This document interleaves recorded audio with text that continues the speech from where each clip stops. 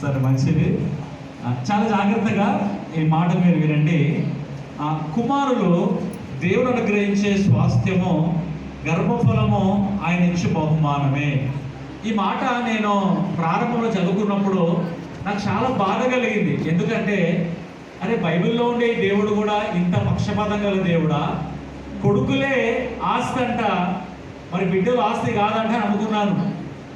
ఆ తర్వాత ఈ బైబిల్ లోతుల్లోకి పోయినప్పుడు ఇంగ్లీష్లో, తర్వాత గ్రీక్ భాషలో ఈ వాక్యాన్ని చదివినప్పుడు మూలాల్లో ఏమనుందంటే, తెలుగులో మన తర్జుమాకారులు కుమారులు అంటే కొడుకులు అని రాస్తున్నారు, కానీ మూల భాషలో ఏమనుందంటే పిల్లలు అని ఉంది.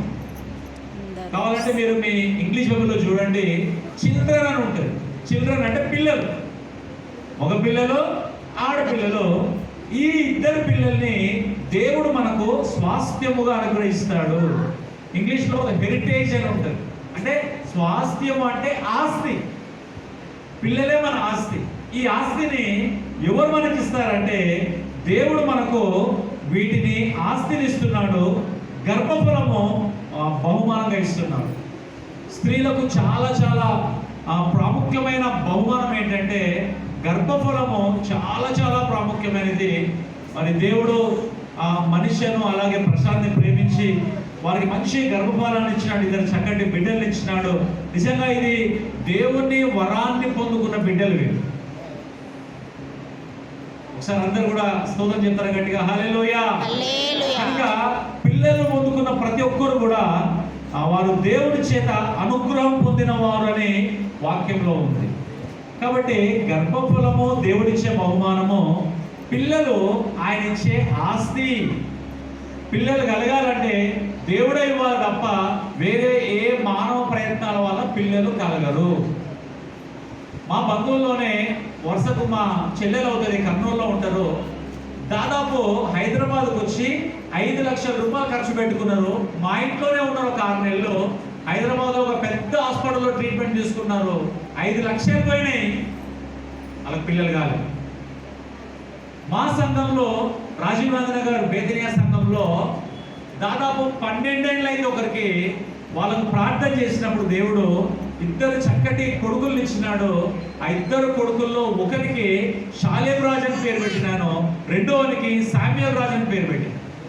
వాళ్ళు కూడా చాలా చాలా హాస్పిటల్ తిరిగినారు, ఎన్నో మంత్రగాల దగ్గర పోయినారు, మంత్రాలు చేసుకున్నారు, తంత్రాలు చేసుకున్నారు, ఎక్కడేం కాలేదు.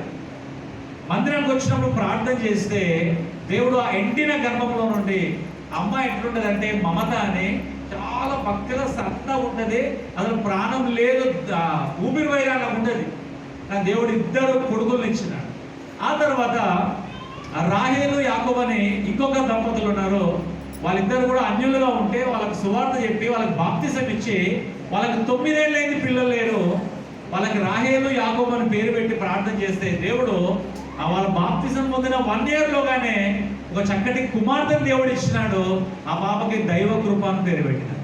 నేను ఎందుకు ఈ మాట చెప్తున్నానంటే పిల్లలు దేవుడే ఇవ్వాలి, వేరే ఏ ప్రయత్నం ద్వారా పిల్లలు కలగరు. అంటే ఇప్పుడు నిజంగా మరి ప్రశాంత్ మరియు మనీష వాళ్ళు ఎంత అదృష్టవంతులంటే దేవుడి దృష్టిలో వాళ్ళిద్దరూ ఉన్నారు కాబట్టి దేవుడు వాళ్ళకి మంచి పిల్లల్ని ఇచ్చినాడు. ఇదే మాటను బలపరచడానికి నేను ఒక 2 రెఫరెన్స్లు చదువుతాను, మీరు జాగ్రత్తగా వినండి.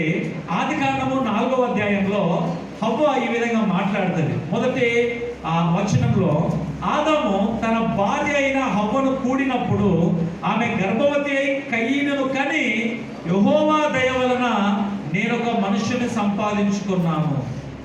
యెహోవా దయ వలన నాకు మనిషి పుట్టాడు. మనిషి అంటే మగవాళ్ళు ఆడవాళ్ళు, మగవాళ్ళు ఆడవాళ్ళు, మనుషులు, మానవులు. కనుక ఆమె సాక్ష్యం ఇస్తుంది, దేవుని దయ వలన నేను ఒక కొడుకుని కన్నాను, లేక దేవుని దయ వలన నేను ఒక బిడ్డను కన్నాను. ఆ తర్వాత ఇదే ఆదికాండంలో యోసేపు కూడా ఇదే మాట అంటాడు. 49వ అధ్యాయము